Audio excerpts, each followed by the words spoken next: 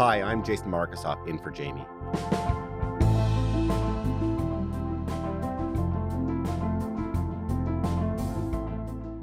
This week, temperatures across much of Europe reached well past 40 degrees Celsius. In parts of Spain and Portugal, it was hotter than the Sahara Desert. Governments are telling citizens to stay indoors. Schools have closed. Wildfires have spread. Nuclear reactors have reduced their output because rivers have become too warm to cool them efficiently. Since June 21st, the World Health Organization says Europe's heat is responsible for 1,300 deaths. For generations, Europe built its cities, homes, public spaces, and tourism industry around the assumption that summers would be hot, but bearable. That assumption is beginning to change. So what happens when a whole continent discovers it was built for a climate that no longer exists? Today, we're talking to Ajit Niranjan. He covers Europe's environment for The Guardian.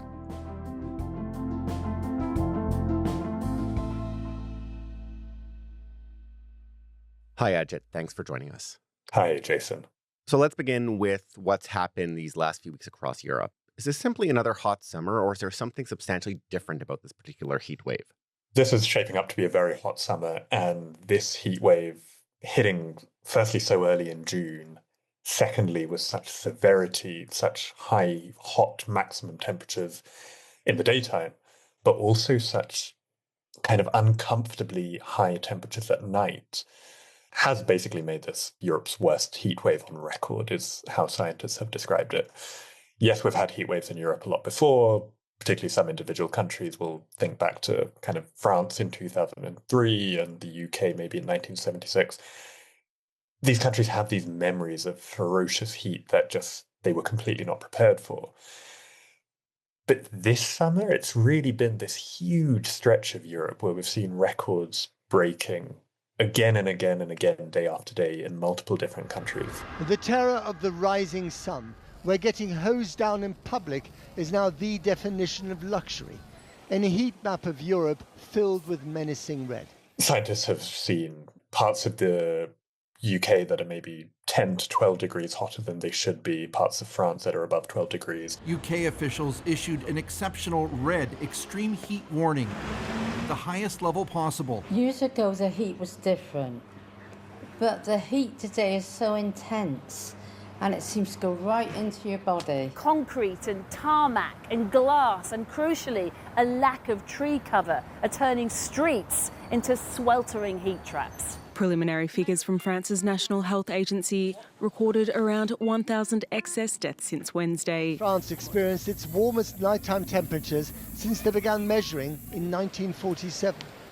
Even if you go further north into Europe, parts of, I think, Sweden were maybe 7 to 10 degrees hotter than their seasonal average for this last week. So these maximum temperatures that we're seeing in Europe are just hitting levels of heat that we're just really unfamiliar with.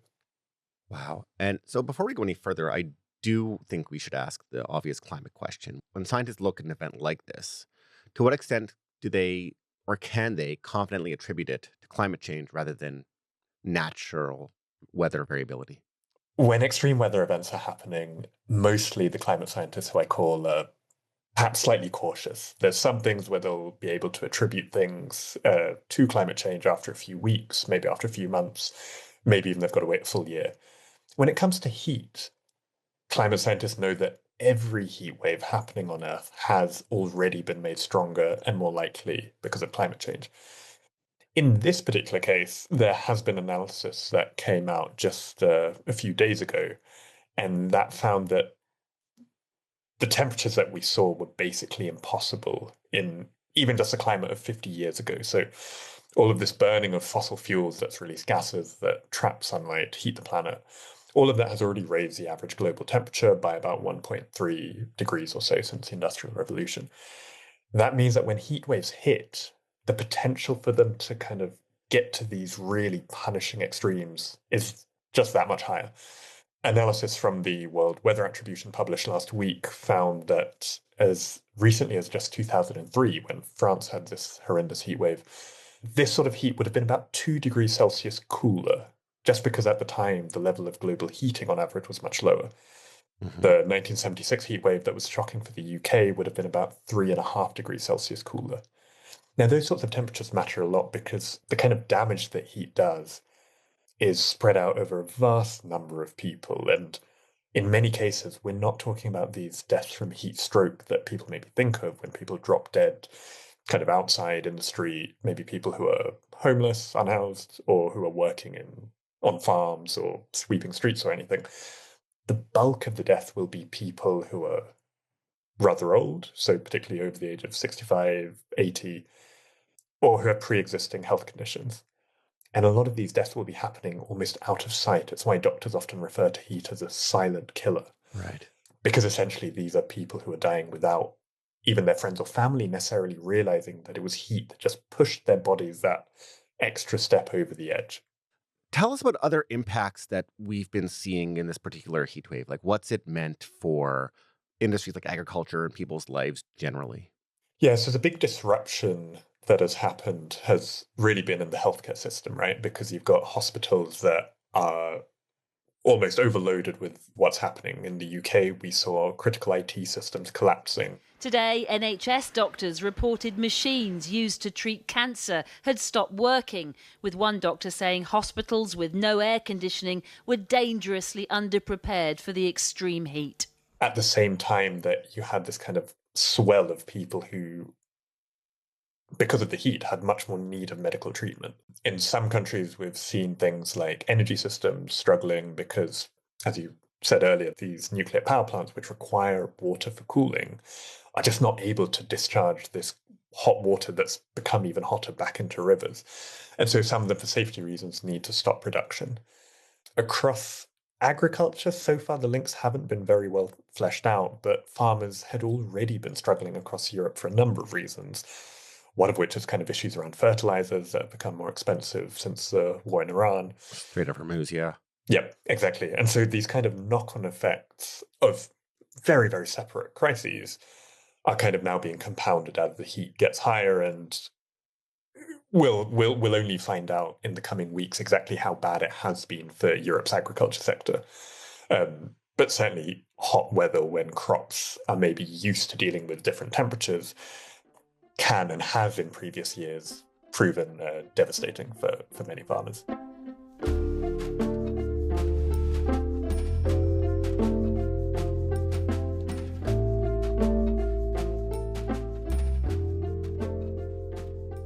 The heat wave is a pretty interesting thing to cover as a reporter because in Berlin, you're also living through it. How have you been getting by? Yeah, with some discomfort, I have to say. I bet. I mean, the good thing that I can always say here is that I'm fairly young, healthy. There's not these extra risk factors that basically tip heat from being something frustrating, something uncomfortable, into something imminently life-threatening. And so, yeah, here in Berlin, as we hit 39 degrees on Saturday, I was with some friends in an air-conditioned museum. As we went home, we saw that the Berlin police had deployed 2 large water cannons. These water cannon are usually used to disperse protesters in Berlin. But this weekend, police are using them to cool residents down, as the country reports its highest ever temperatures. For the 3rd day in a row, Germany broke its all-time record, 41.7 degrees Celsius in Brandenburg, east of Berlin. There were signs across Berlin of people adapting. My girlfriend had gone to a lake outside of the city to cool down. Other people were staying at home. The streets were actually quite empty here in Berlin. We also saw a beer cycle tour, which is a group of men cycling around on a kind of big car with right, drinking as they go. And this is at the same time that Berlin had just broken its heat record. I think it got to 39.2 degrees Celsius that day. And so this is, again, where you see these doctors and health agencies and all these other places kind of crying out, saying, please behave sensibly, because ultimately when heat waves hit, the question of how many lives it claims is something that we actually do have a lot of agency over. Europe has been here before. There have been other heat waves that killed tens of thousands of people across the continent, including in 2022. In France, officials say the country is experiencing an apocalypse of heat as large wildfires burn in the southwest of the country. Other countries are seeing fires grow. Across Portugal and western Spain, thousands of firefighters have been battling more than 20 blazes. The one in 2003, I understand, became a watershed moment in Europe's understanding of extreme heat. In a period of 6 weeks from late July to the end of August, over 15,000 people were killed in France by heat exhaustion, dehydration, and heat stroke. The famous Black Monday, when around 3,000 people died in Paris in one night. Never during the Second World War did so many people die in one night in Paris, even during the bombings. What lessons came out of that 2003 catastrophe, and what did it actually change? When the 2003 heatwave hit, that was a bit of a turning point in Europe in terms of how, at the institutional level, people deal with heat. So the World Health Organization created these heat health action plans. There was some guidance over how authorities should respond. And there's a lot of kind of jargony stuff involved here, but at its core, what it boils down to is this idea that you need scientists and weather forecasters to tell you in advance it's going to be really hot. And then you need that meteorological agency to issue some sort of warning saying, hey, this is dangerous. And that needs to really automatically trigger responses from all sorts of different sectors of society, right? So that could be schools telling parents that, hey, we're actually going to close early on these days so that kids aren't exposed to the hottest hours of the day. It could also mean that hospitals cancel some of the appointments that patients are going to have that aren't urgent so that they're better able to cope with the influx of patients they're going to see when it does get too hot. One example from the last week is France putting in some of these bans on drinking alcohol outside. And the motivation for that is basically that if you have fewer people drinking, I mean, drinking alcohol in a heat wave is a terrible idea anyway, but if you have fewer people drinking alcohol outside, you also have fewer people getting involved in alcohol-related incidences, which just means that hospitals just have a bit less pressure on them and are more able to cope with whatever problem they're about to experience. Overall, those various different adaptations that came in over the last couple of decades have, according to some of the research on this, led to a huge drop in how many people die when heat waves hit. And so the sort of heat wave that hit Europe in 2003, if a similar strength heat wave were to strike today, scientists estimate the death toll would be about 75% lower. So that means that 3 in every 4 of those people, if it were today, would not have died. Now, of course, that's a very theoretical claim to make because at the same time that we've gotten better at adapting to heat waves have, as we've said, gotten hotter. Heat waves like the one in 2003 that were thought to be exceptional are now happening, and they're happening in a way that no longer feels exceptional. And what we know from the kind of climate scientist side of it is that, yeah, if they were to hit today, then they're hitting with a couple of extra degrees of heat. And what we know from the epidemiologists looking at the death tolls is that if it hit with the same strength, then we would save a bunch of lives. But it's not hitting with the same strength. And when you put those two things together, what you essentially end up with is that Europe is still seeing tens of thousands of deaths from heat waves every summer. The question that scientists now have is how quickly can our adaptation to heat compete with the worsening of extreme weather events, which of course we do have control over, right? If we were to stop burning fossil fuels, then that would happen at a much slower rate.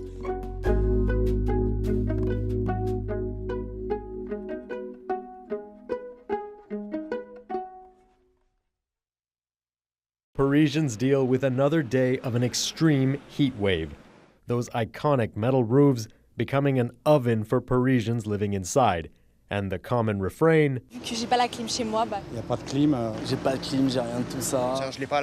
I don't have air conditioning at home. When North Americans see these reports, they routinely ask, well, why doesn't Europe install more air conditioning? But if I understand correctly, Europe's relationship with cooling is a bit different than ours, both economically and culturally. Can you explain that? Yeah, it's a weird one because certainly in the US, there's become almost this meme, particularly kind of, it may be right-leaning online circles that Europe is this stupid continent overburdened by regulation. We have this weird cultural aversion to air conditioning, and because of that, we're just dying en masse. The issue with that narrative is that if Europeans want to install air conditioning, for the most part, they can. There are very, very few restrictions that actively prevent that from happening. And yet the prevalence of air conditioning is much, much lower in Europe than it is in the US or parts of, say, East Asia. Across France, only as much as a quarter of all households have AC. In Spain, it's higher, around 40%. In the UK, it's just 14%. And one of the reasons for that is that historically, we simply haven't felt the need to have it. It's really the last few years where you've seen this kind of much broader sense of, oh, wait, heat waves are actually very hot, and maybe I do want to have kind of active cooling to keep my home safe. Where the critique, I think, does make much more sense is the failure to have installed air conditioning in, say, hospitals, care homes, schools, places where people are vulnerable. And when you speak to heat and health experts about this, I mean, they put forward a bunch of solutions as to how to deal with heat. And those range from having external shading outside windows to reduce the amount of heat that comes in, greening cities and reducing the number of cars and having more green space so you counter this urban heat island effect that makes cities much hotter than their surroundings. They talk about hospitals getting more support and citizens checking in on neighbors who are old or vulnerable. They also talk about air conditioning, but they see it as one of many solutions.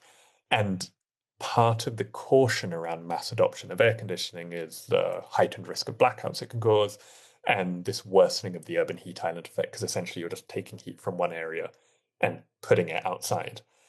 Meaning that for those who don't have it, it can kind of worsen this differential between the people who are safe and the people who are not. All of that taken together has basically led organizations like the World Health Organization to issue guidance recommending a nuanced adoption of air conditioning. So the updated guidelines that just came out a couple of weeks ago argued that air conditioning is not really a sustainable societal solution, but they say it remains crucial for those who are at increased risk of high temperatures. What about some of the bigger questions beyond air conditioning about urban design? People think of European cities thinking stone buildings, narrow streets, shutters, sunny plazas.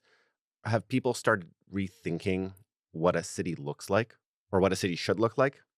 What you've just described is exactly what Northern Europe would love to have.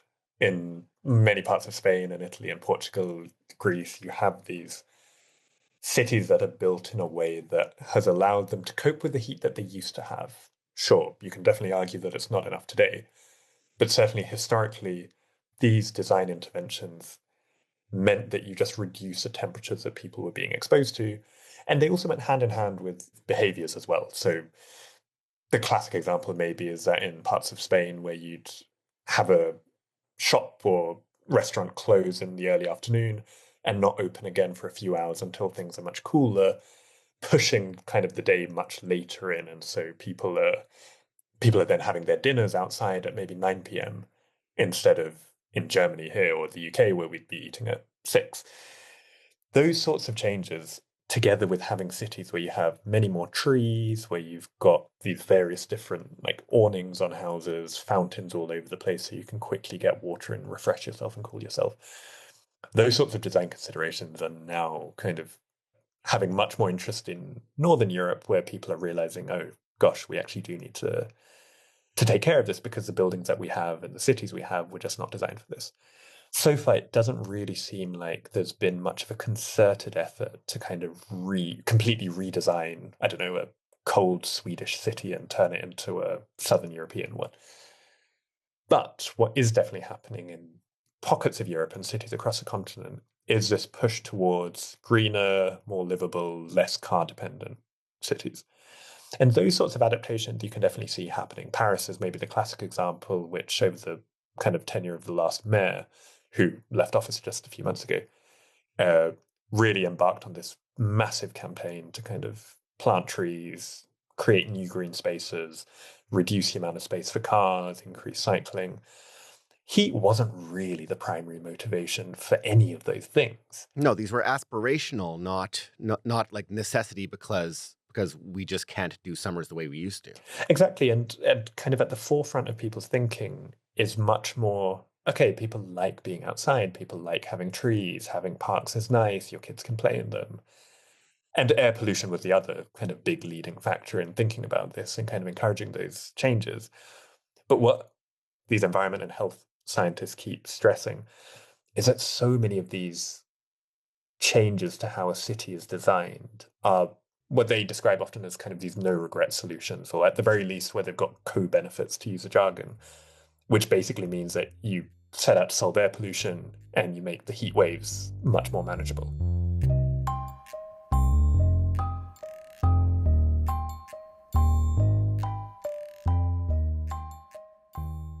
So let's move on to tourism, because so much of what you describe is, people think about the European summer as a ideal destination. That's the place where you get away from, especially North America. It has a certain place in the imagination, summers on the Mediterranean, because you're going in search of sunshine and leisure. But when sunshine becomes dangerous heat, does climate change transform Europe's tourism industry?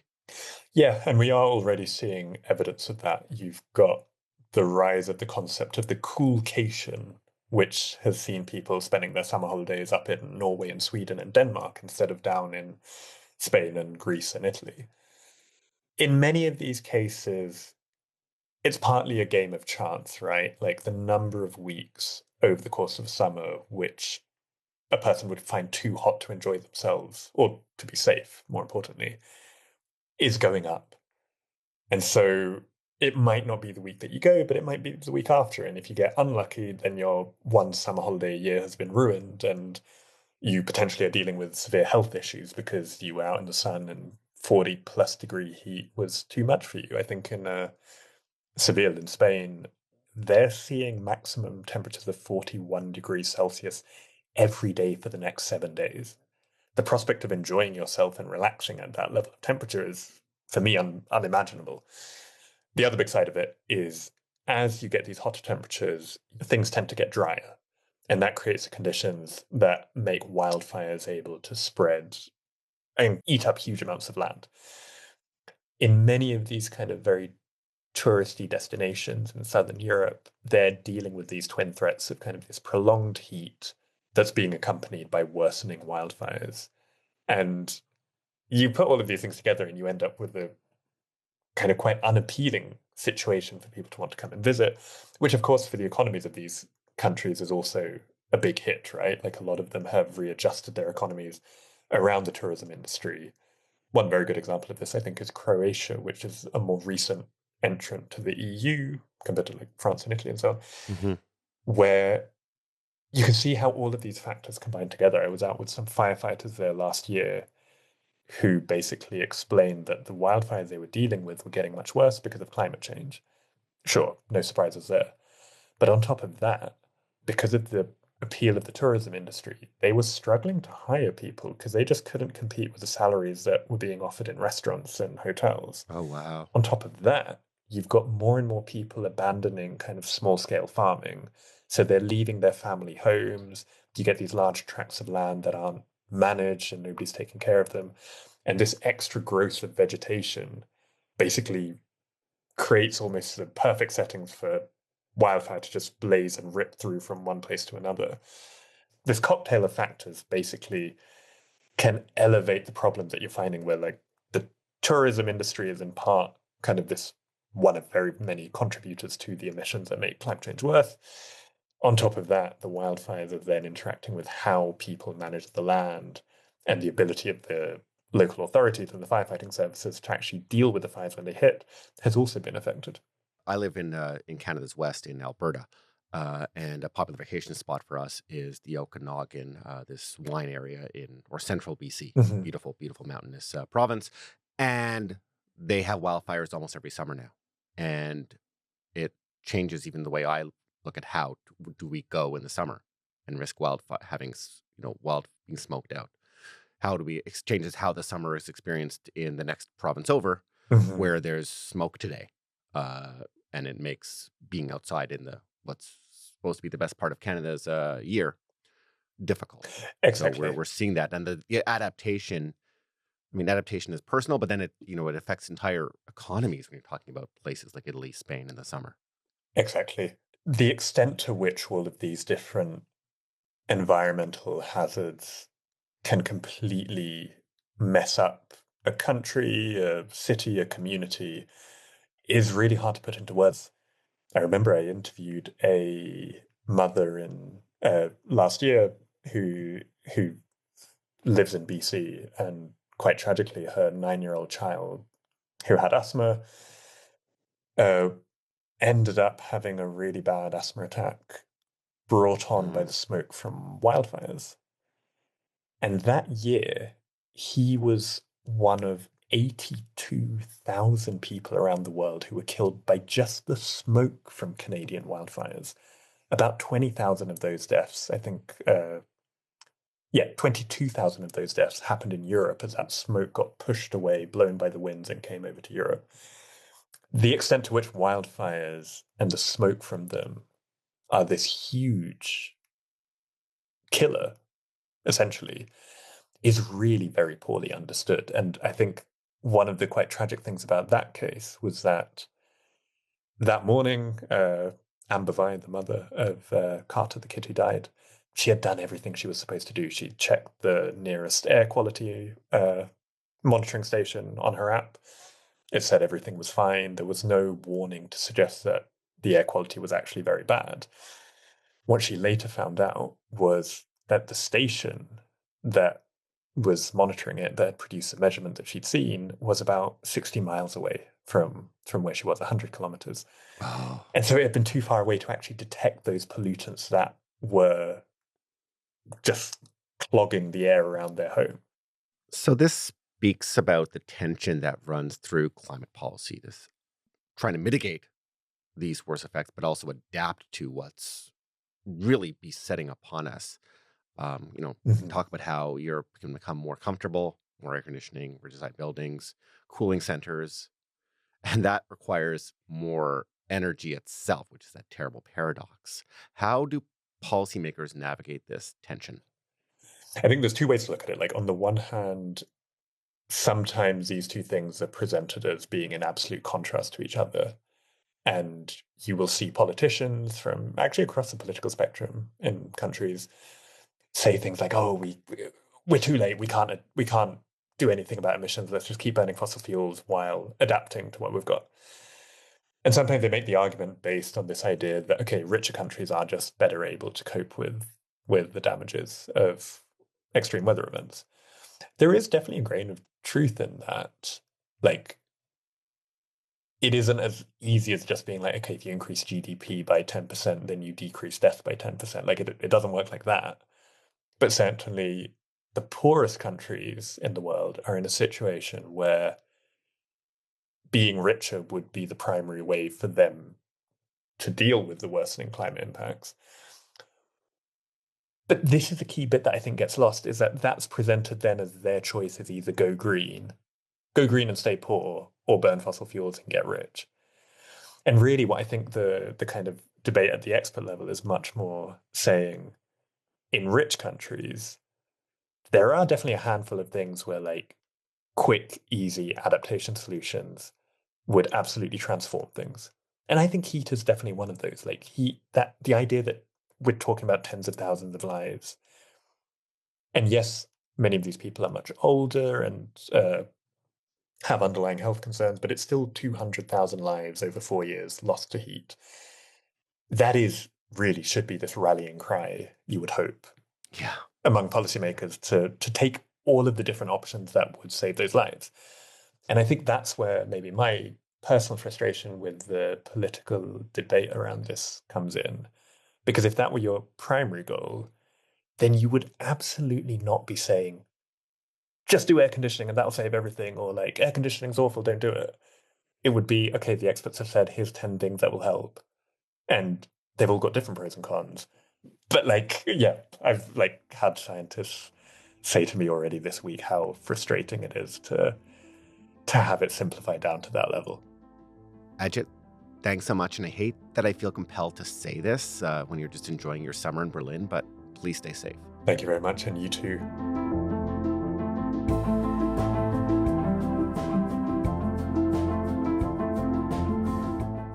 That's all for today. I'm Jason Markusoff. Thanks for listening.